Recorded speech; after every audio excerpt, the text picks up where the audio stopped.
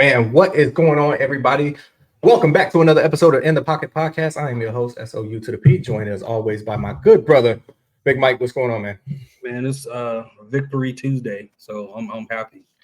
Listen, it's a bye week for us, but the 49ers lost, so we win without even playing. That's always a great week. But hey, man, that trade deadline, it approaches. It's coming, and we're going to talk about some of the moves that have already happened. Going to talk about some of the people that we think should be moved, potentially could get moved by the deadline. But the first thing that I wanted to start off with is I can't take it no more, Mike. I can't take it no more, and I'm pretty sure that the people in Cleveland can't take it no more either. Dylan Gabriel is not an NFL quarterback. Maybe I'm being too harsh. I don't think so. But I'm sick of seeing it. Like I've seen enough, and there's nothing that I've seen that gives me hope that he could be better. Yeah, I think Dylan Gabriel could develop into a good backup, right, over time. But he's absolutely not a starting quarterback, and he went earlier in the draft than most people projected. Like he was supposed to go day 3, he ended up going day 2. But he doesn't have the arm talent. He sees the ball. I mean, he sees the field well, relatively, as far as not physically seeing it well. But he knows. I was about to say. But one of the problems he's having is being as short as he is with that huge line that they have. Right, that's the strength that they have. They have playmakers, and realistically, they're a quarterback away from being a real team. They need some help on their defense a little bit outside of Myles Garrett, but their offense, Harold Fenton Jr., you know what I'm saying? They got Jerry Jeudy, who balled out last year at over 1,000 yards. David Njoku, like Quinshawn Junkins, like they got guys on their offense. They just need a quarterback to play point guard, right? Get the ball to where it's supposed to be. And he hasn't shown the capability to do that. And I'm a fan of Kevin Stefanski. I know you're on the other end of that. But with that being said, this could be the reason he loses his job by being so stubborn. And there's been reporting coming out the last few weeks that players on the team, I want to see what Shador could do. Obviously, he had back tightness this past weekend, but there's no reason to not give it a swing, man. There's no reason to not. Yeah, listen, I don't want to be misconstrued. Like I don't like Kevin Stefanski. I like Kevin Stefanski. What I don't like is the indignant arrogance of Kevin Stefanski right now. Like, bro, literally got up there at post game, right? For those of you that didn't watch on Sunday, they got absolutely stomped 32-13 by the New England Patriots, who didn't play like the cleanest game, but the Cleveland Browns defense got absolutely zero help. Myles Garrett put up the performance of his career, a 5-sack day for him. And it was for absolutely nothing because the offense was given nothing in turn. So for him to get at the podium at the end of the game and say, hey, you know what? We really need to evaluate everything. We need to evaluate every position. And by the way, this is a smart time to evaluate everything, a very smart time to self-scout as they're getting ready to head into the bye. Like this is the time where you want to get stuff figured out. So hopefully you come back from the bye and you're a lot more competitive. But then to say we're going to evaluate everything and then turn around 2 seconds later and say Dylan Gabriel is going to be the starter when we come back from the bye, like I don't believe this man is interested in winning football games, or at least trying to win football games, because you keep trotting out the thing that is clearly not working, and it's not like you don't have other options. This would be different if Dylan Gabriel was the only quarterback on the roster, right? Or they have somebody else that we also know is butt cheeks, right? And they can't play. But we've got other options. We got other possibilities on this roster in Shador Sanders. And regardless of where people land on Shador Sanders, physically, he just fits the profile of the quarterback better. He can see over the line. He doesn't have the biggest arm. I would say his arm is just as good as Dylan Gabriel's in terms of distance that it can go. But his accuracy is so much better. And I think his decision-making is a lot better than Dylan Gabriel. So this isn't even a pro-Shador argument. This is just, think of it critically. Even if you hate Shador Sanders, which it feels like Kevin Stefanski does, your job as a football coach is to win games. And it just doesn't feel like you're trying. It doesn't feel like you're trying at all. And, part of me wants to feel bad for Myles Garrett, but it's really hard to feel bad for a player that chose $44 million a year over going someplace else to win. And it's not like he wouldn't have been paid big money. Maybe he wouldn't have made $44 million per year, but he probably would have made between 38 to 40 million per year. And I know, he would have had to break out the ramen noodles eventually because, that's going to be the difference that makes it break him. But hey, man, you chose wrong. So just hard for me to feel sorry about it. But yeah, Kevin Stefanski, I think he absolutely has to be evaluated for freaking NFL malpractice, for coaching malpractice, bro. Like, this is crazy. And it's really interesting when you see they trade Joe Flacco and what he's doing with the Bengals. I mean, obviously they took a loss, but Joe Flacco's been able to get the ball to where the ball needs to be. So if you're saying you're moving off of him so we can give these rookies a little bit of shine, and then you have a rookie like Dylan Gabriel performing the way he's performing, you have an anticipated rookie who had first round draft grades to early second round draft grades, and you took him day 3. You got to see something. And the fact that there's reporting coming out that players want to see him, man, you don't want to lose your locker room over a move that should be obvious, right? Like Dylan Gabriel, he handles himself professionally, etc. It's just right now, he could develop into something, man. But like right now, today, I have a hard time arguing that Shador wouldn't give them a better chance to win until we see otherwise. Yeah, that's the thing, right? And again, my comments are in no way like a reference to Dylan Gabriel, the human being. I only know him based off of what he's doing on the football field currently. And from what I can see with my own 2 eyes, like, he ain't it. That's just the way I feel about it.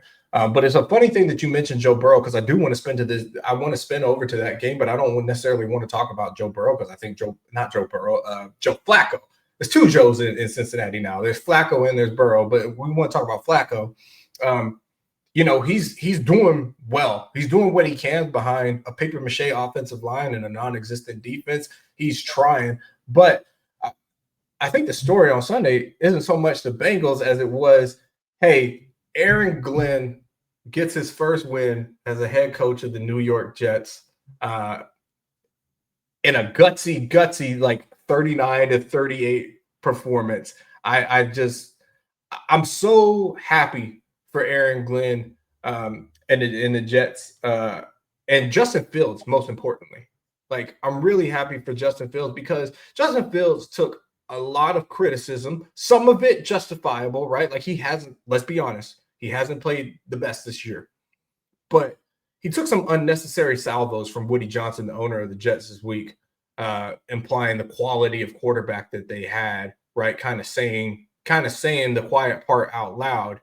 But he carried himself the right way this week, and he got really vulnerable at the podium after the game, talking about all the crying that he was doing, all the frustration and stuff that he was feeling. And, for him to be able to go out there and deliver a massive win on a very sad occasion for Jets fan base and Jets alumni as a whole, as we mourn the loss of Nick Mangold, who passed away from complications from kidney disease at the age of 41 that previous day. So I thought it was a cool thing. Aaron Glenn gets his first win. Justin Fields gets a little bit of the monkey off of his back. And, what a great way to honor Nick Mangold by getting a win on the game. Yeah, no, I agree 100%. That was a gutsy performance. And the reality is Justin Fields, while he's done a good job of protecting the ball this season, like he has 0 interceptions still through 8 games.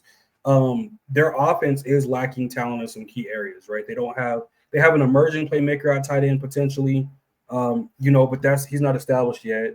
They have their top receiver was out, obviously. Garrett was out with an injury.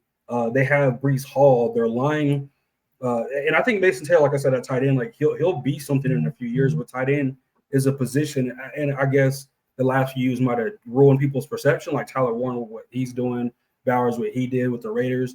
But saying that to say tight end is one of the most difficult positions to translate from college to NFL. That and like D tackle are two of the ones that are a little bit more difficult, people say.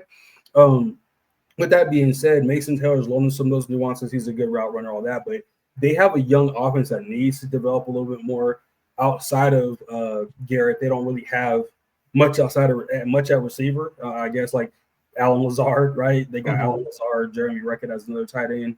Tyler Johnson, so they don't have all the weapons that they should have there. Their line is a little bit in flux as well. They have a couple pieces on that line, and they've dealt with a lot of injuries, but I really do see them on that same trajectory. And it's an easy comparison because this is where Aaron Glenn came from. But that first year with the Lions, when they're installing that culture with Dan Campbell, they went 0-10 before they won their first game.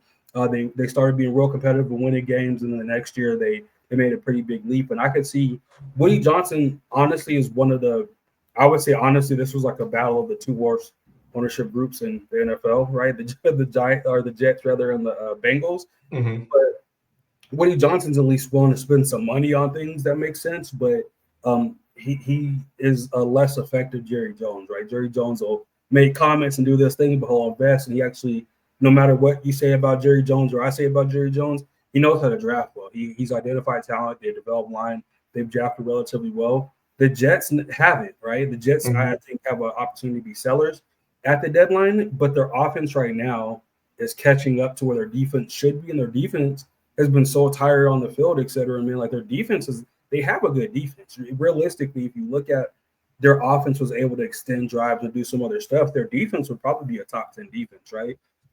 That 38 points that they gave up isn't a real reflection of their defense, but because their defense has been on the field so much, they've had some injuries, guys are tired. They got a few injuries at a few key plays, and Sauce Gardner, while he is a dog, he's still like a top 10 corner. It's not even really a conversation anymore if he's the best corner in the NFL, right? He's fallen out of that conversation, I think, based on his play, and I don't think that's because of Aaron Glenn. I think that's because, I don't know. I don't know what it is, right? But saying all that to say, man, I do want to give a shout out to Aaron Glenn for his first win. I love Justin Fields' vulnerability, rather. I think they have something that they can build on. Man, they're getting some pieces in place, and I do expect for them to be, potentially sellers at the deadline, free up a little bit of cap space, get a few picks because they do have a few players that some contending teams could use, and maybe a few people could swing the bat at, right? So very interested to see, what they do at the trade deadline the next 7 days or whatever it is, and how they're going to shape that team and kind of what momentum they have from this. Now they do have their next few games. They got the Browns, right? And the Browns defense is nothing to sneeze at. Then they got the Patriots. They'll have Lamar Jackson who'll be back. They have the Falcons who've been up and down. They have the Dolphins, the Jags, the Saints. So they have a few games that are winnable there. I could easily see them winning 5-6 games to close out this year, like total 5 or 6 games. But they could also, it just lose every single one of them. I could see them losing all those too. Yeah. No, I'm with you, man. Like I said, crazy day for them, for the Jets, right? It's a day that saw Breece Hall get some action. So a return to form. I know there's a lot of chatter around him of whether or not he'll move on at the deadline or stuff. I don't think Breece Hall is a piece that you can move. Not like, the contract wise, like you physically can't move him. I just think you need a good running back. That's their best player on offense. Yeah, you need a good running back. If what you're missing is a quarterback and some offensive line pieces, like start sorting the line out and get a quarterback. Like a great running back will help take some of that burden off of it. I think Breece Hall can be that guy for you. Maybe go find him a complimentary running partner, right? Like to make your own version of the Sonic and Knuckles duo that's going on in Detroit. But yeah, man, it's going to be interesting to see what the Jets do before the deadline, if they are indeed going to be sellers, or if they would be buyers for any kind of reason, like, hey, maybe there's somebody that they're counting on going to free agency, and they just don't want to take a risk that he makes it to the market, and they like to, take him off of the market before he has a chance to go and explore. You never know what's going on in situations like that. You had mentioned the Atlanta Falcons being up and down, bro, and I don't know what to make of this team, right? Like, they made the Dolphins. They did something that hardly any team has been able to do. Like, they made the Dolphins look like a competent football team on Sunday. Like, Kirk Cousins is a professional bag getter because the effort that he put out there on the field, I'm pretty sure. Listen, Atlanta, You could pay me 25% of what you're paying Kirk Cousins this year. Forget his total contract. You could pay me 25% of what he's paying this year. I would have given you that same exact performance. Maybe even better. That's hilarious. And you play a center. Yeah, no, it's baffling, bro. So I'm just like going back and looking at their games, and again, the Bucks they lost 2-3. They dominated the Vikings, right? They beat them by 16. Then they get shut out by the Panthers 30-0. Then they come back and beat the Commanders, right? Then they beat the Bills. So you're like, okay, this is how this team actually is. They have a tight game with the 49ers and the Blues and that, and then the Dolphins beat them by 24, right? So I don't know what to make of this team. It's like they really played to their competition, minus the two teams they got blown out by, the Dolphins and the Panthers. They played to their competition. They'll play down. It is bad competition. It's like maybe they're not taking that as seriously, or they're looking a week ahead because they've had big games. I do expect them to be competitive this weekend if Michael Penix is playing. I don't know. I expect them to be competitive because they played good teams well. But I don't understand what the up and down is, right? And that's something that will have a team going 500, obviously right around 500, stuck in the middle of that draft, and they're able to add the pieces they need while they don't have a first-round draft pick this year. I know they don't. We have it. Thank you. Yeah, y'all have their first-round draft picks. So I know you're like, every time they lose, you're like, yeah. But they're a team that they're a few pieces away. Their defense still needs more pieces. They still need a corner. They still need another D tackle. They still need a linebacker, right? They're a few pieces away on defense. Their offense should be at a much more consistent place. You have Bijan Robinson. Michael Penix has been playing relatively well. I'm not the biggest fan of Drake London necessarily, but he's doing what they're asking him to do. Kyle Pitts, at this point, I would just give up on, right? I would try to sell him for whatever you can get for him at the trade deadline. Maybe a third-round pick if you're lucky, probably a day 3 pick realistically. I just don't believe in him as much as they do based on what he's put out. You can't be in your 4th or 5th year. Your best year was your first year. Yeah. So again, I think they have a few moving parts. I think they have some core pieces, obviously, but I don't get it, man. And that's something that Raheem Morris is going to have to figure out with that team, because realistically, if you have a team that's up and down like that, some of that has to do with coaching, right? Some of that has to do with the level of preparedness. And I think Raheem Morris would say this, he is a very accountable head coach, but they have to kind of figure some of those things out because they have the opportunity in the NFC South to compete with the Bucks realistically, right? They lost to the Bucks by 3 points. So you can't tell me they can't win that division if they're playing out their best. And then you got a division with the Saints and then the damn Panthers. And the Panthers beat the shit out of them. The Panthers have a better record than the Falcons right now. The Panthers are 4-4, right? And again, I just think that they need to be a little more stable. They got to play level. They can't play down to their competition, man. Like, this is our standard. This is what we're playing. Maybe if we're playing a team a little bit better, that brings something else out of us. But you're supposed to put these teams away that are bad teams. And obviously, division games are a little bit different. But there's no reason the Dolphins are not 24 points better than the Falcons. Yeah. I think if the Dolphins and the Falcons played 5 times, the Falcons are winning that 5 times, or 4 out of 5 times, right? And the Dolphins just went there and completely embarrassed them. But that was the most physical game the Dolphins have played under Mike McDaniels also. Yeah, and I mean, here's the thing, right? The Dolphins are good for one trick game every single season under Mike McDaniels, where for a second you start to ask yourself, man, is this really who the Dolphins are? And then they go back to being the Dolphins, right? The temperature drops and it just like they forget how to play football. I wanted to breeze through just a couple of things that happened over the weekend with during some of the games that I thought were pretty significant and could dramatically like change the outcome for these teams during the season. It was discovered that Carson Wentz is going to he did have, I guess, an injury on his non-throwing shoulder that's going to result in season-ending surgery. So he is out in Minnesota. That experience is over. It's back to J.J. McCarthy, assuming that he's ready to go, or whoever the kid is that they just brought on. I don't even know the dude's name. They said J.J. McCarthy's supposed to be good to go. Yeah, my thing is I don't even know who's backing up J.J. McCarthy. I don't know what the name is there. So I'll expect I say all that to say, expect the Minnesota Vikings to be asking around for quarterbacks and backup quarterbacks leading into the trade deadline. Like, you have somebody who hasn't taken legitimate snaps in the NFL and then another quarterback that is technically a rookie, even though it's his second year, that has not even taken a whole bunch of snaps in the NFL either.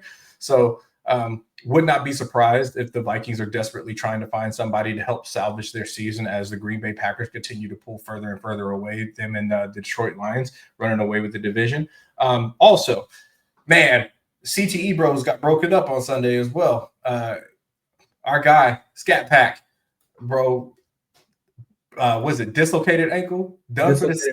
Yeah. Done for the season. A nasty run, but he's the heart and soul of that Giants offense. Him and Jackson Dart. You love what they were doing, how they were dinking and dunking and just making stuff happen and finding a way to gut out these games. Just really sad for that for him, especially, it's your first year. You want to come in, you're making an impact, you're making a name for yourself. Hope that he bounces back from that injury, right? He can get back to it the next season. I think that's something, man. Honestly, like I've been looking. I haven't seen anything about like tears or breaks around it as well. And listening to a few doctors, that's something that he could be back in 3 months, right? Which obviously the season will be over, but that could put him in line to be participating in training camp offseason. And if that is the case, that's good for that team. He's starting physical therapy on that right away, they said. So surgery was successful. But definitely wishing that man a speedy recovery because he is electrifying on the field, man. Yeah. Also, the Saints have made a change at quarterback. I think this is also going to impact the rest of their season. Spencer Rattler, right? I thought he was playing pretty decent given, what he had to work with out there. But Kellen Moore has decided to make a shift and see what Tyler Show has to offer the New Orleans Saints. So we'll see how that goes. Show came in, I think, with about 2 quarters left to play in the game on Sunday. He'll get his first official start as the starter of the New Orleans Saints against Los Angeles this upcoming Sunday. So he'll have a fun time with that defensive front. He threw a pick in his, in those 2 quarters he came in. So I just think that's foreshadowing. I don't believe in him at all. Yeah, listen, the Rams should be able to handle business, but you never know. The Rams are a team that likes to play down to their competition as well. And then something that could have some long-term repercussions, but maybe not. Talk about your boys, the Denver Broncos. Pat Surtain exits the game with a shoulder injury. He has not been put on injured reserve yet, but they said that he is a candidate for injured reserve. It looks like he's going to miss at minimum probably about 2 weeks. Mike, that's going to leave your favorite white Bronco out on the field, Riley Moss, out there covering on the boundary. I know you and the rest of Bronco Nation are excited about all of that. Man, Riley Moss, I put it in our Broncos chat, Broncos fan page, Riley Moss is buns. And the amount of people that were defending him, blah, blah, blah. And the reality is, like, I'm a fan of Chris Abrams' dream, right? He came in last year. Levi Wallace, he was getting cooked, man. Like, Levi Wallace is getting cooked at an unprecedented rate. And then Vance Joseph said, man, fuck, we can't do this anymore. Put Chris Abrams' drain in, and he made a pick, right? Jahdae Barron, and this is the thing I've been talking to fans about. If the Broncos were that confident in Riley Moss, why would you spend a first-round draft pick on, Jahdae Barron, although he's very talented, and then why would you spend a 4th-round pick or 5th-round pick on a guy that was supposed to be day 2 and Chris Abrams drained after you pick Riley Moss, right? So obviously you want competition and stuff in that room, but we have Jaquel McMillan in the slot, and he's been holding that down. They said they wanted to work Jahdae Barron from or inside out rather. So starting him in the slot and eliminating things in the middle, which he's been doing a phenomenal job at. Chris Abrams drain looks like he's going to get the nod opposite Riley Moss, but Riley Moss has been getting picked on, man. He gave up a touchdown, 3 penalties. You can argue maybe one of them last game, but he's one of the most penalized corners in the league.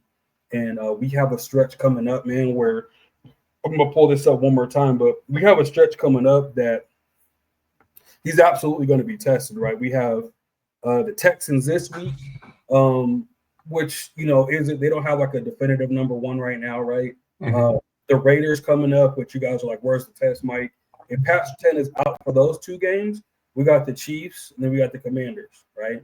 So those are 2 games that if Pat is out, potentially that 4 weeks, that 2 to 4 weeks they're talking about, That's really where we're going to see what it looks like. But I think this is an opportunity for Jahdae Barron to seize one of those jobs. And then I think Riley Moss would be a phenomenal safety because he's a phenomenal tackler. And that's one of the reasons Sean Payton said he's starting him. Like corners be able to tackle. I do too, but you know what's better than tackling as a corner? Covering.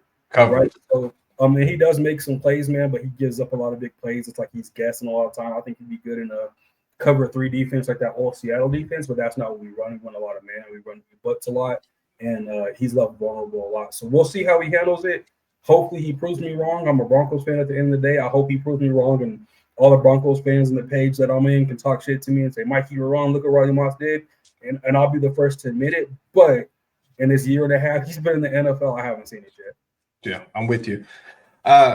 Let's talk through just a few transactions that have happened, and then I want to get to the meat and potatoes of what we want to talk about today, which is potential candidates at the trade deadline and where we'd like to see them go, who we'd like to see move. But in the meantime, in between time, business has started in the NFL with the Rams striking first. They are trading a conditional 5th and 6th round pick for cornerback Roger McCreary. It's going to provide the Rams with some much needed help in their secondary. McCreary has shown himself to be a dog. I still have a lot of questions about our acquisition of McCreary. I think the Rams are still very much in the same space that they were before they acquired him, where we don't really have any corners that are long and physical that can play outside on the boundary. I think he would make for a phenomenal slot. But for some reason, Les Snead, he loves these 5'10", 5'11" corners. He just can't get enough of them. So I guess we're gonna make it do what it do. Also, Seahawks just signed return specialist Velus Jones Jr. And correct me if I'm wrong, bro, but didn't the Patriots just sign somebody to some big money? Yeah, they did extend their hold on, I'm pulling it up right now. They extended their slot corner. I was reading that a little bit earlier. Yeah, Marcus Jones. Yeah, they signed him. So 3 years, $36 million. Congratulations on getting that bag, man. Absolutely, man. So that's the early moves. There's speculation around a couple different players, people in the league, but Mike, I'll let you start, dude. Who's one player that you think realistically could move, and where do you think they would go? Man, there's so many. It's kind of hard. One I think would make sense. I don't. So this is more of a. I wish this would happen. I don't think this is going to happen, right? It's Trey Hendrickson, right? The Bengals defense is atrocious. They said that they didn't want to extend him at the price he wanted to be extended at. This is his last year, and they have a no tag clause, and that part of his negotiation, so he'll be a free agent. It would make a lot of sense in my mind for him to get traded.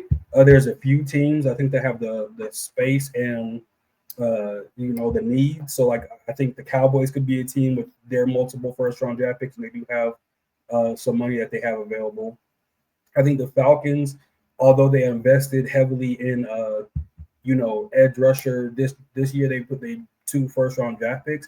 Having a Trey Hendrickson come in maybe 3 years, sign him for 3 years while those guys are developing. That could be a good spot for him as well. And then as well as I could see a team like, the Vikings, who historically have some pretty good edges. I could see him going to a place like that. And again, I don't think he's a guy that wants to move. That team obviously doesn't want to move him because they would have moved him and got, a first round pick for him already. But that's a guy I would love to see moved. There's a few spots. I mean, he would fit on pretty much every team, but those are 3 places I think he could come in and stabilize the defense pretty quickly.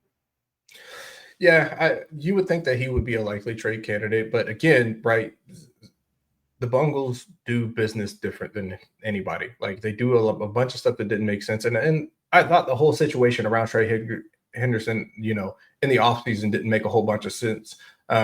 It only makes sense that during the season it would also continue to not make sense. There you go. Say that 5 times fast. Another player that I think is going to get moved at the deadline, and I think it would make a lot of sense to get moved at the deadline, is let's talk New Orleans Saints for a second. No, I'm not going to say Alvin Kamara because he's probably their best offensive weapon. Chris Olave, I've seen a lot of speculation about that too, but I think a receiver is going to get moved, but the one that I think is going to get moved is probably going to be Raheem Shaheed.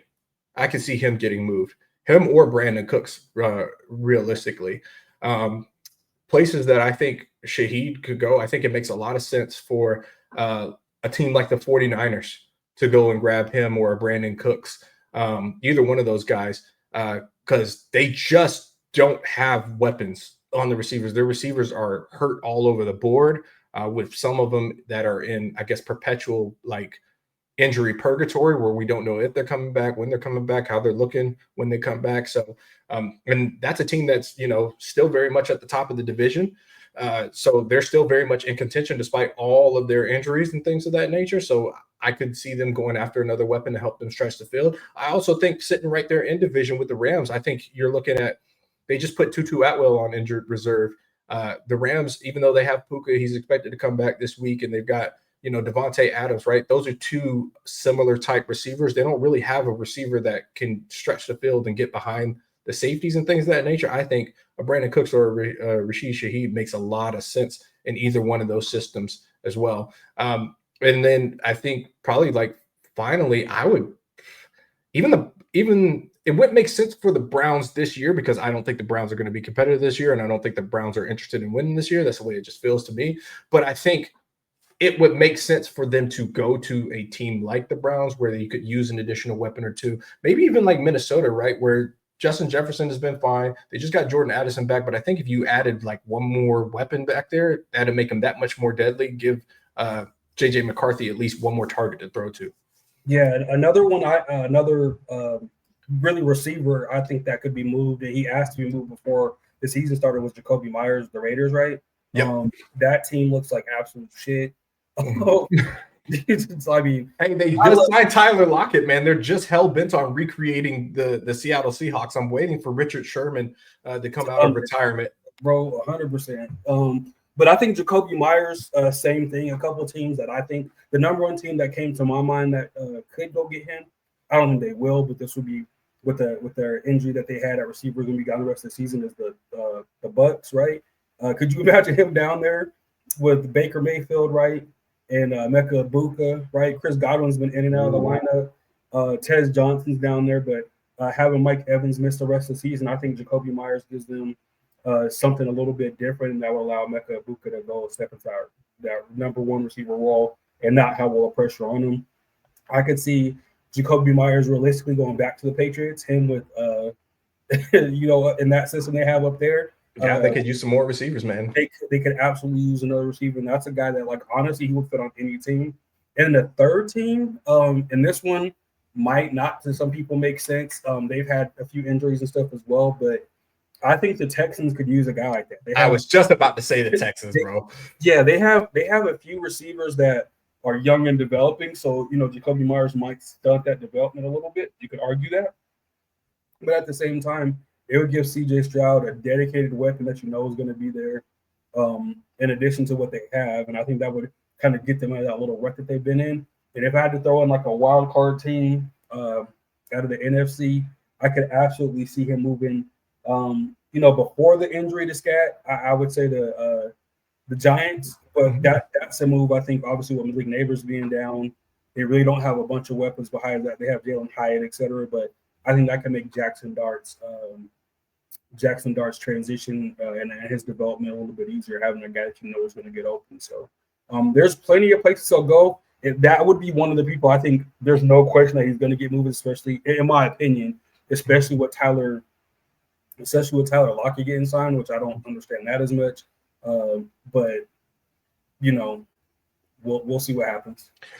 Well, here's another one that I'm going to throw out to you that I think it would take a lot to get him to move, but I think he is now interested in moving.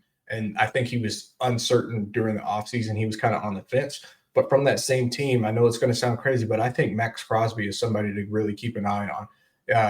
It is becoming increasingly evident that he is frustrated with the amount of losing that is going on there. And that has always been like one of his biggest priorities. And he's talked about how much he loves the Raiders organization. but I think it is just he's reached a point where it is just hard for him to stand by for another rebuild, and he understands like he's at the end of his career. He wants to go play with a competitor.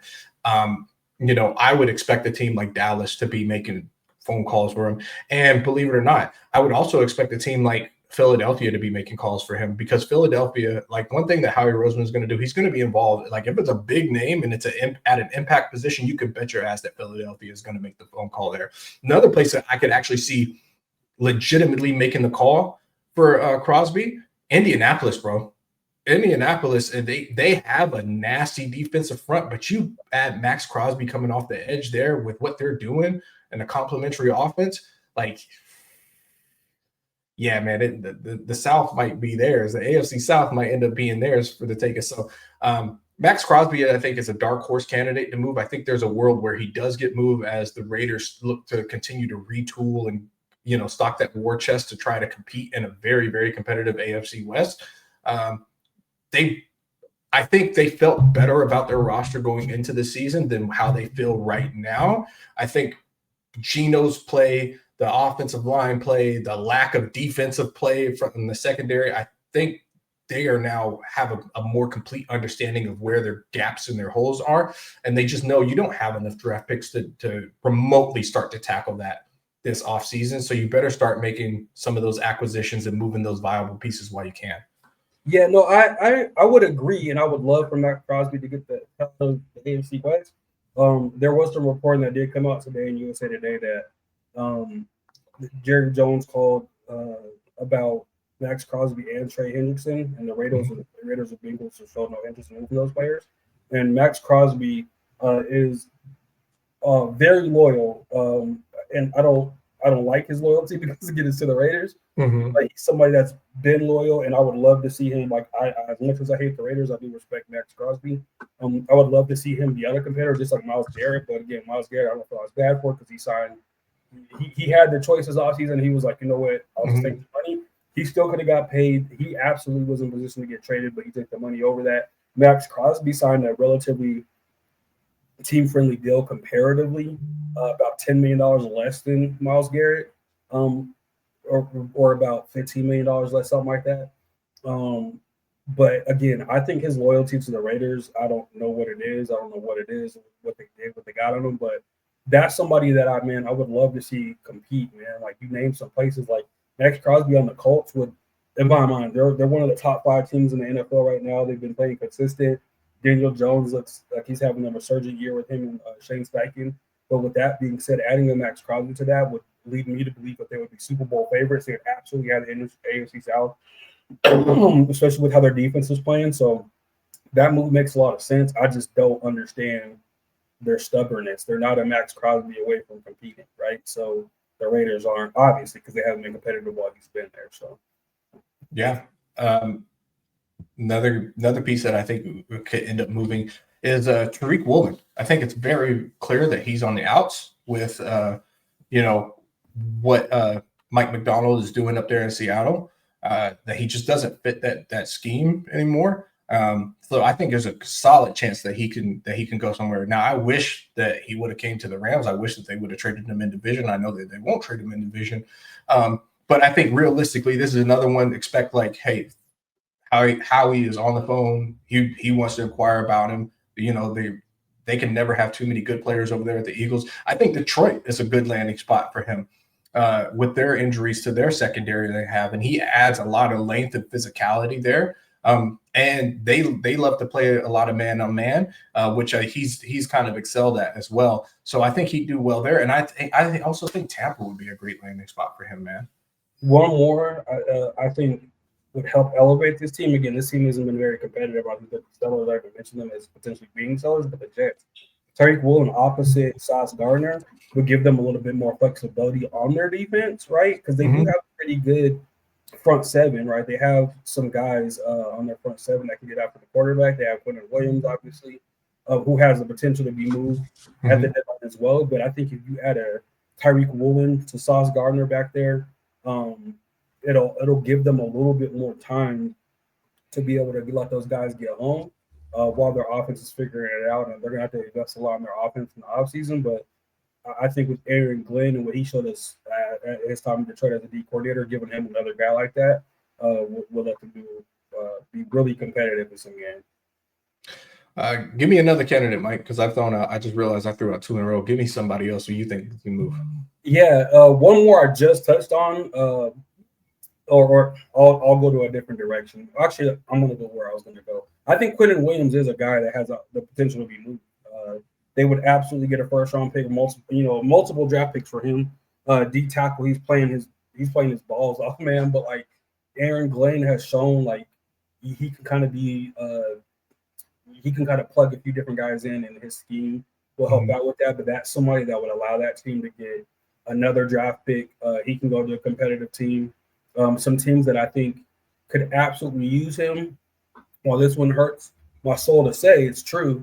The Chargers, right? Quentin Williams going to the Chargers, that would fill a big need for them. Realistically, Quentin Williams going to Seattle, I think would give them. Leonard Williams is absolutely balling out this year. But having Leonard Williams and Quentin Williams reuniting right in Seattle, I think would be good. And then another team that I think you shut your mouth. I don't want that to happen. and one more team. Obviously, this won't happen. This is in division, but this is a need that they've been trying to chase for a little bit and haven't figured out is the Bills. I think him with the Bills, again, that's not going to happen. There's no way in hell that would happen, I don't think. But a more likely team I think that he could go to would be the Lions as well. They do have a little bit of cap room. Him, Nicky McNeil on that inside with Aiden Hutchinson. That'll really shore up their defense for Kevin Shepard, who's shown to be a guy on at that defensive coordinator position. Again, that's a guy that, in my mind, you can send him anywhere and he'll legitimately fit into any system. He can play at 4-3. He could play in a 3-4. He can play in a 4-4. I mean, he's an absolute dog. So that's the guy that's younger. He's like, 26 or something like that, I believe. Let me double check just to make sure. But that's a guy that I could see getting moved on a team that's not very competitive, that needs some more picks to get to where they want to be. He's 27 years old, so he'll be 28. But he's quick. He's a pass rusher, man. That's a guy that I think they're getting calls about him already. It's been reported, so I could absolutely see him getting moved as well.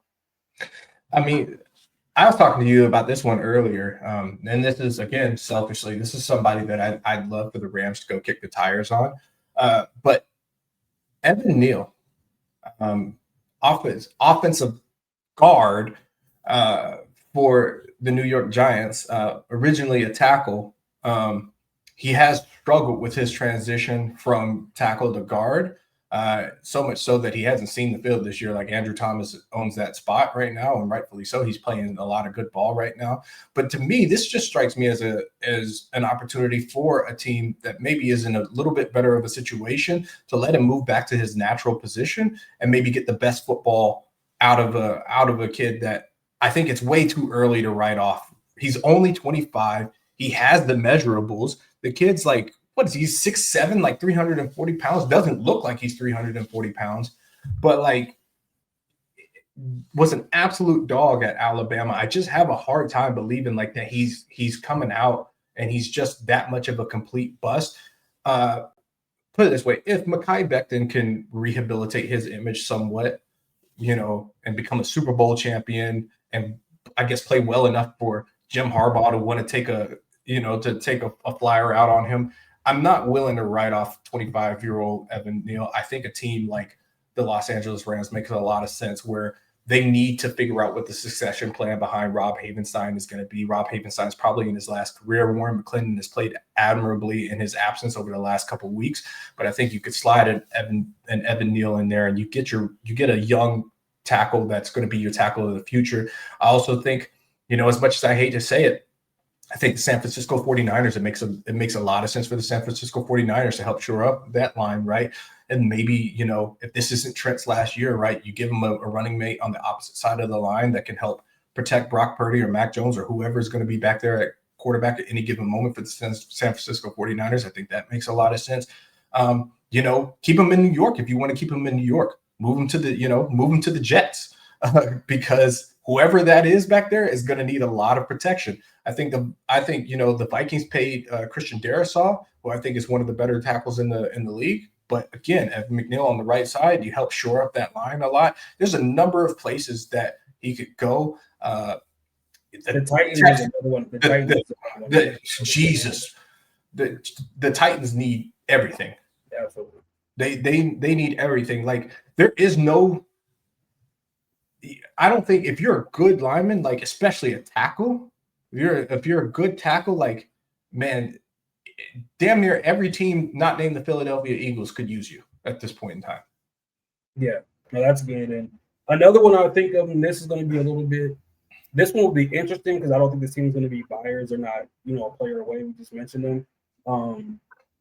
But David Njoku, I think, has an opportunity to get moved because of how well Harold Fenton Jr. has been playing this year as a rookie. That's a guy that I wanted the Broncos to draft, right? And they didn't, right? Obviously, we didn't take tight end until like the 7th round, and it was a guy that played basketball who was on our practice squad. I don't even remember his name. But David Njoku, I think a few destinations that I think could work for him would one be the Titans, right? Because they need playmakers. Their tight end that they have. Chigga Okonkwo. Yeah, like I think he has the opportunity to get moved, but David Njoku will be an immediate upgrade, not a long-term upgrade. He blocks better. He catches the ball better. He's a little bit faster. He's obviously older, but I think that would give Kim Ward somebody that can get open in the middle of the field. I would love to see David Njoku go to a team like realistically the Rams, and I'm not saying that because it's used, just because you guys need, I think, an upgrade at that tight end position with Matt Stafford. That will get y'all another weapon. Allegedly, we have one. We spent a 2nd-round draft pick on him. I'm just, and I think if they're not going to play him, which I think he has a potential to be a dog, and he looked pretty good in the last couple of games. Bringing in a David Njoku, I think another team with a younger quarterback that could use him would be it's like the Bills, man. Not the Bills, the Patriots rather. Mm-hmm. I could see David Njoku going to the Patriots. Some 12 personnel, Hunter Henry, David Njoku. Right, man, that would be dirty. And one place I would really love for him to go, this would be my top trade destination for him, would be the Atlanta Falcons. Okay. Because that tight end experiment hasn't worked out there. David Njoku can do everything that Pitts can do and then some. And that'll give them a legitimate guy at that tight end position, which is the best friend of a quarterback, especially a younger developing quarterback. That would be the top place I would want to see him go to. And I think he could probably be had for like a 3rd-round pick and maybe like a 6th-round pick or something like that. They could probably get him for a 4th and a Kyle Pitts potentially. Who knows, right? Like if Pittsburgh if the Browns just want to move off of him. And again, that's somebody that I think they could get somebody for. And Harold Fenton Jr. has been very consistent blocking. He's been a little bit better at blocking than they anticipated him to be, I think, which is why he's getting more of that playing time. He's one of the best receivers on their team. He was the best receiving tight end, in my opinion, in this draft. And one more team potentially. They're not a tight end away, but the Jets. They do need a tight end. They need some weapons. They have Johnson, who's been up there doing some good things. But at the same time, man, I think David Njoku's another one of those guys like Quentin Williams that can go almost anywhere and fit in. I would say the Broncos, but Evan Ingram has been coming along. He was hurt and he's starting to ball out a little bit now. That's a position that we got to figure out long term as well. Giants could definitely use them, but listen, I was thinking Atlanta for a second, and then I thought, what I'd love to see David Njoku with? Tampa Bay? Yeah, because Baker also has some familiarity with David Njoku from his time in Cleveland, and you figure David Njoku, Mike Evans, who's now going to be out for a little bit, Chris Godwin, Emeka Egbuka, like I like the lineup out there. Like Tampa would be really, really poised to make a run. So I think he would do well out there. Give Jordan Love another weapon, right? Like play him in 12 personnel with Tucker Kraft, who's lighting the tight end world on fire right now. That could be good. Even I think Seattle would do well with him as well. So, and like you said, he could go down to Tennessee. Tennessee's got a plethora of problems to address before they start addressing weapons. They got to first figure out a way to keep Cam Ward upright. That's number one. And then we can start talking about some weapons. But I think even like a team like the Texans would be a great spot for him to land as well, because who they have? They have Dallas Clark down there? No. Who's their tight end? Hold on, let me pull it up. I know yeah, I know you know exactly what I'm talking about, but I think it would make a lot of sense for him to go there. So there's a lot of opportunities with a player that's that versatile. They have Dalton Schultz. Dalton Schultz, that's the one I was thinking about. Yeah, Dalton Schultz. I think here's okay. I hate it. I hate that I'm going to say it, but because it's one of my own. A player that I could see getting moved. I don't think it's highly likely that it gets moved, especially with the way that he's playing this year. But in a contract year where they feel good about what they have along their front, I think there is a world where Byron Young can be had from the Los Angeles Rams, only because I think Los Angeles really loves what they have along that front with Jarrett Verse, with Braden Fisk, Kobe Turner, and now with the addition of Josiah Stewart, who seems to be coming on a lot faster than what a lot of people anticipated. Now, again, very wise man once said you can never have too many good edge rushers, right? So I don't want to see BY go. I would love to see BY catch another extension, and I think it would make more sense for the Rams to extend BY, and then by the time his extension is up, it will be time to extend Josiah Stewart. That would be my preferred route to go. But understanding with the number of people along that defense that are looking to get paid at the end of this season and, as early as next year as well, like you're going to have to make some tough decisions. We can't pay everybody. I would love to just keep paying everybody, and Puka's going to demand a big chunk of that money and things of that nature as well. Like Rams are currently set to have the fourth most cap space. Edge rushers are at a premium right now, and with the way that he's playing, he's either first or second in sacks right now in the league, and I think his pressure rate is like he's top 3, I think, in pressure rate coming off the edge as well. Like somebody's probably willing to pay top dollar for this guy. Yeah, no, and I can see it, especially with the guys that y'all have to pay, right? Luka still has to get paid. You got those young guys on defense that got to get paid, right? So I could absolutely see that happening. But again, I am that wise guy that said you can't have too many pass rushers. So, and just looking at it for Byron Young, he's number 3, right? Or he's tied, or he's number 3. So Myles Garrett and his 5 sack, and Brian Burns are 1 at 10. Byron Young's right behind him with 9. Nick Bonito, since we talked about him, apparently I jinxed my boy. He's been at 8 sacks for a couple weeks. We're getting double teamed and stuff a lot. So that's a guy that you could absolutely get something for. But I think that would lower the production on that defense, because a lot of those guys are setting up and he's taking advantage of it because he's not the main focus, although he should be getting more focus than he has been getting. But that's a guy that I think they would be crazy. I think they would be crazy to move him. He's only 27, right? I think that's a guy they can sign for a little bit. And if they do feel like, hey, we're not going to be able to re-sign him this offseason because they do have the cap, but I think that's a guy that if he was a free agent, he would get $15 million a year plus, right? So if the Rams are saying, hey, we don't want to invest that much because we believe in the guys we have coming behind them, that would make sense to move him, unfortunately. Listen, I'm begging, please don't do it, because that is the move that will have me outside in the middle of the street in the rain, ripping my shirt off, screaming into the heavens. Like that'll 100% be me, man. So look, man, I wanted to keep it nice and short this week. I'm sure we'll have a whole lot more to talk about as we get closer and closer to the trade deadline, as more and more of these coaches continue to stumble and fall, and we see how the patience of a lot of these owners start to run out.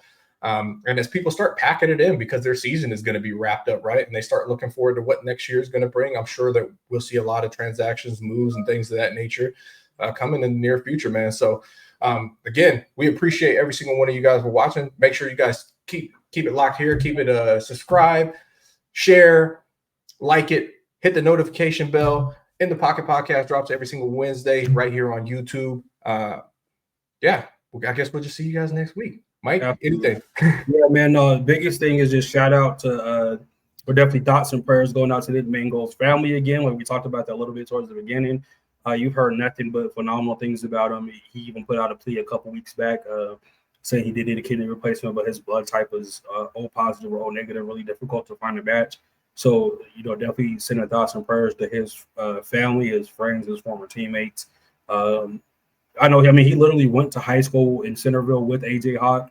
They went to high school together, went to college together. They both went to the pros. So I know he was kind of talking about that on the Pat McAfee show yesterday, how that affected him. But shout out to his family, and hope that they're going to be able to process that and that Jets fan base going forward. And I love to see how they rallied together for him this past Sunday, man. So that's all I got, man. We'll look forward to seeing y'all next week. All right, man. Oh, last thing. Sorry, last thing. I wanted to plug three things. I wanted to shout out our extended podcast family. I want to shout out my boys, Zach and Ashton over at the East Coast Rams Pod. Thank you for hosting your boy this last week. Enjoyed talking a lot of Rams football with you guys. So if you guys are Rams fans and you want to check out their content, go check out them, East Coast Rams Pod. We'll put their link down in the description as well. Also want to shout out our brothers, Hollow Point and King Hooley over at Truth Be Told Sport, and our A1 from day one, Mr. Doug over there with the touchdown with Doug. Bro, appreciate you putting me and Mike on.